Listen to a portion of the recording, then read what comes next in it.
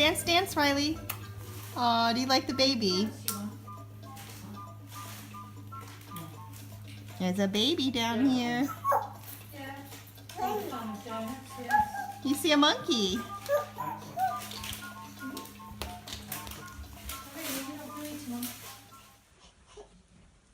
Can you change doggy?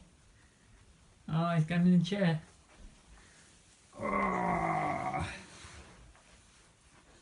You rocking him? You gonna rock him? Gonna rock Teddy? No? Oh.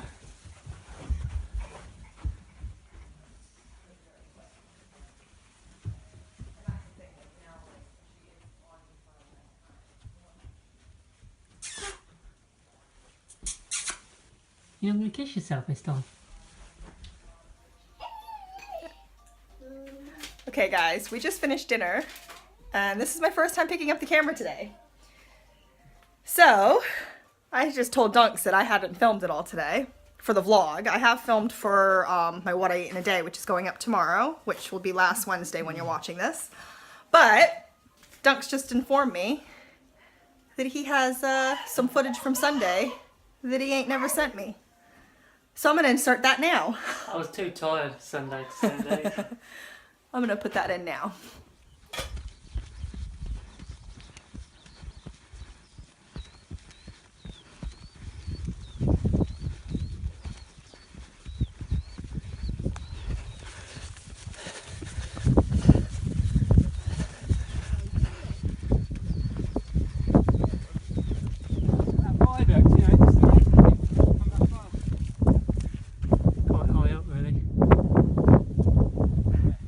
We've ran, where we run?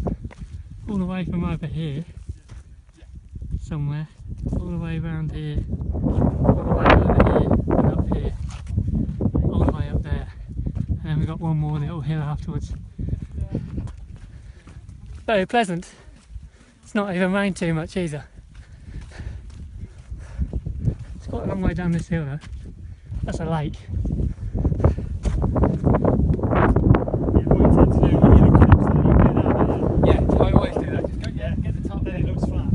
Ominous to me. See where we're coming from? Oh, that one over there, yeah.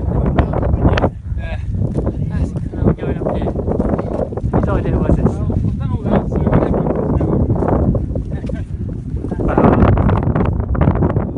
Oh no, look, he's off.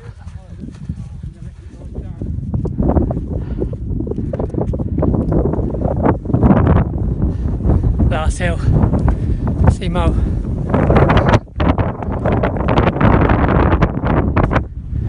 Machine. Come on, hang it up.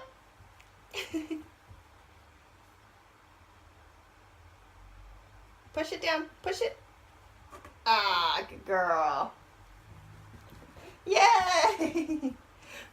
Riley's been so excited to help with laundry. Yesterday, I got her own error. And she's been hanging up laundry ever since. But today's the first time, well, this is the first time that she's had like actual laundry that needs hanging. Yesterday we were just hanging up dry clothes. So she's feeling a lot more useful. He's saying hi. Hi.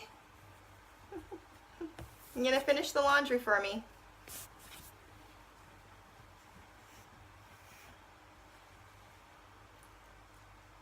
Push it in. Oh, good job. I got her dolly pegs because I figured she could learn how to use these a lot easier because she just has to shove them down.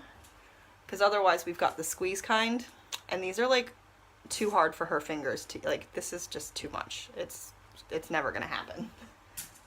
Here, you take the peg. I take the cloth and you just gotta shove it down. Twist it. Shove it down. Shove it down. Come on.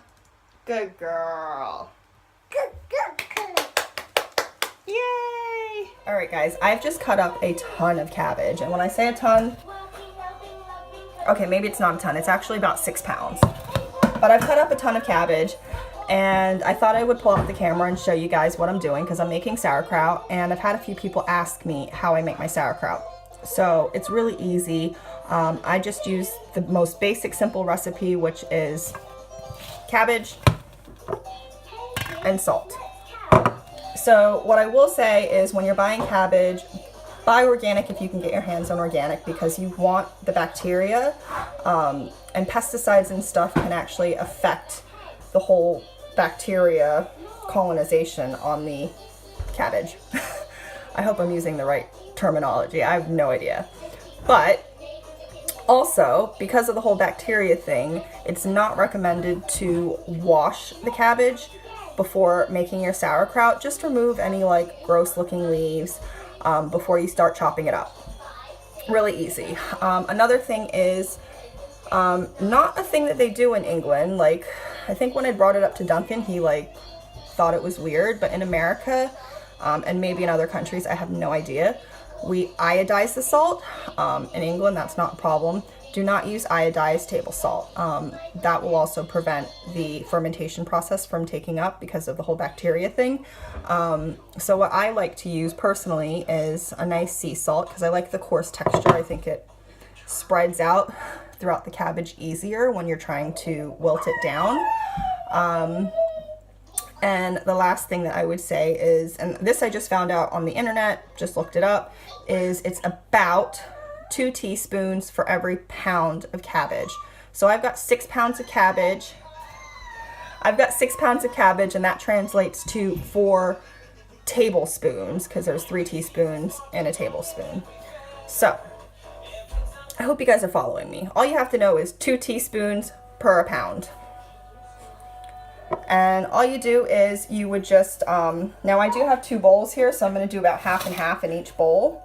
But you've just got to like sprinkle it on. Like really simple, sprinkle. I'm just sprinkling it on my other bowl over here. So you literally just sprinkle it on, and then what you want to do is you want to really like work it throughout all of the cabbage, and you want to like squeeze it because you want to break down the cell walls and help encourage it to release the water. The salt also helps pull the water out, because ideally you want to add, if you have to add any water to it afterwards, you want to add the least amount of water possible. You want to get as much of the water out of the cabbage itself. So squeezing it and like massaging it, that'll really help speed it along. This is kind of the boring part, sorry guys. And you just want to make sure that you really spread that salt evenly as possible. And honestly, it's not a huge big deal, because once the water starts to release, that'll help to distribute the salt as well.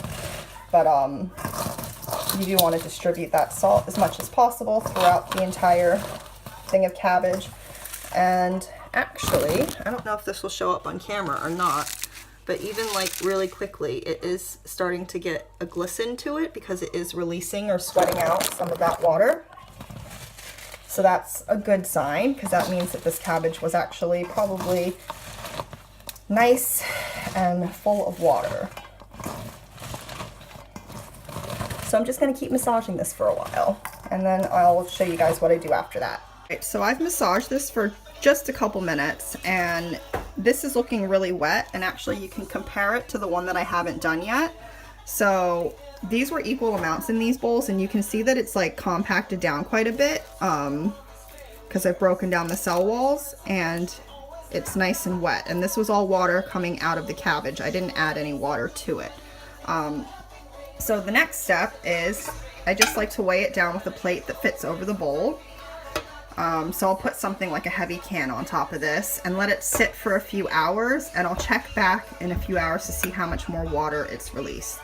Cabbage is ready, and this is actually, that was just what I was using to weight it.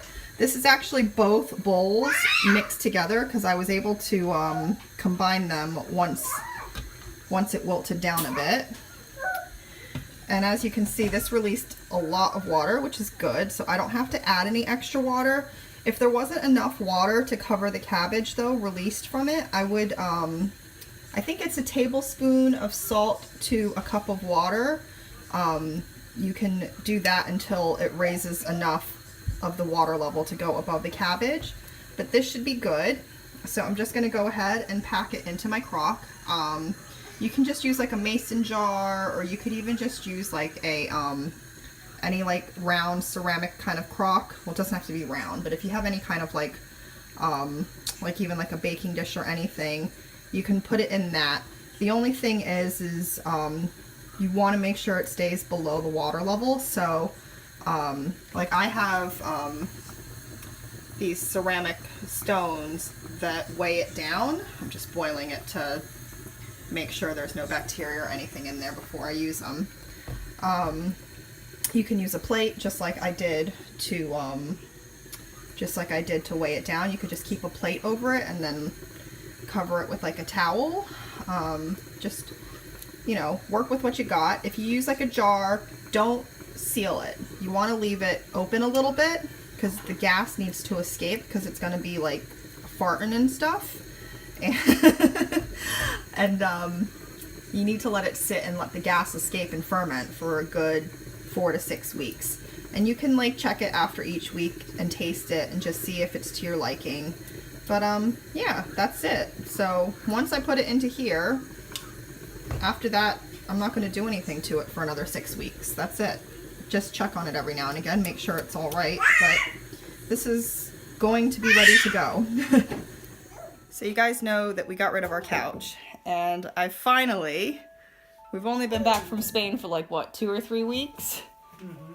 It's been a while. It's taken me this long to try to figure out what I want to do with the room. Although I'm still not sure if this is permanent, but I at least like the way it looks now. The last time I kind of set it up, it was just kind of, I had to do something because we didn't have a couch there, but I wasn't happy with it. It just was filling the space until I could kind of think about it. And I just thought about it, and I kind of like the way it looks, but you guys can tell me what you think. So, that was a long introduction just to show you that, right? Basically, the rug kind of defines our seating area, and we've just got a bunch of pillows down. And that's what might change. I don't know if we'll get pillows, like more pillows actually, to kind of fluff it out nicer. I don't know if I can be fussed though. We'll see how it goes though, because this does look slightly awkward, but it looks better than it did. And that's all I've done. Otherwise, it's same old, same old, same old. Riley's little play area is the same. Same as it is pretty much from when I did that video. Yeah. That's all I wanted to show you guys.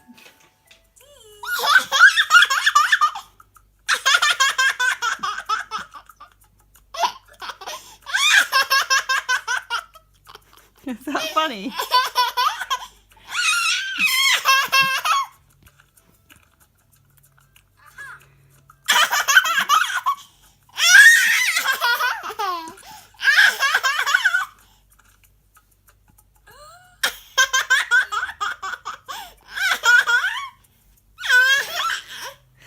She gets a lot of joy out of watching her iPad.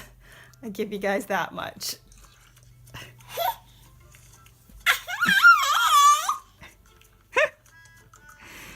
She cracks me up. Your shoes, your shoes.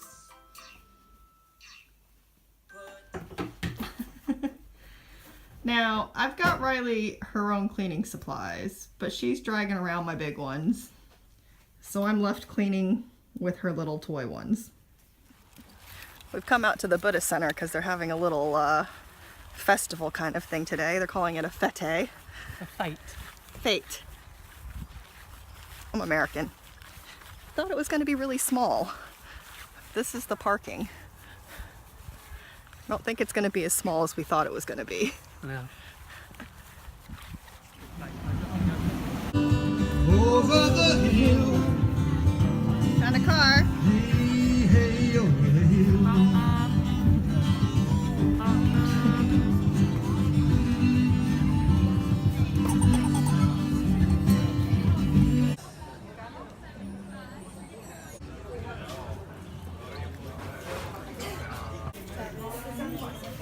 You smell the flowers.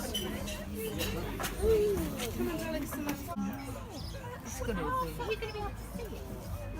Well, it's in the next county because, you know, we reflect the county now, so it'd be Northamptonshire.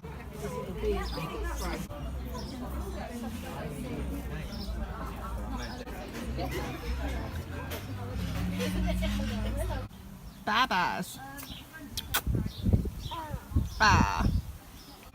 Babas. Babas, Riley. The sheeps are beautiful, guys, but let's just point out that they're all marked. See how they're spray painted? It's because they're commodities. Isn't that horrible?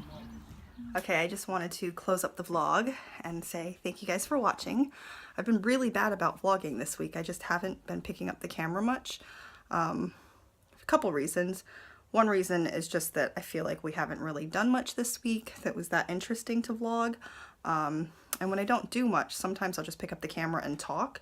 But then the second reason is that this week I just haven't really felt like I have much to say. I don't know. Do you guys ever kind of like get in like a mood where you feel like you don't know what to say or don't know how to talk or express yourself? Like that's kind of how I felt this past week. It's kind of been like a weird mood. It's not been bad. Bad wouldn't be the right word. It's just that I've kind of felt like meh. I mean, I have had lots of great playtime with Riley, but sometimes when I'm having really great playtime with her, I don't want to pick up the camera and kind of ruin that flow, because with Riley that often does. Like a lot of times I pick up the camera and she just stops doing whatever it is that she's doing. So anyway, thanks for watching. I hope you guys enjoyed the vlog anyway. And I'll see you guys later. And yeah, I'm gonna take a clip of Dunks with Riley in the hammock and add it on at the very end just so you guys can see, and then I have to pick her up and transfer her into the bed after that. So bye guys, thanks for watching.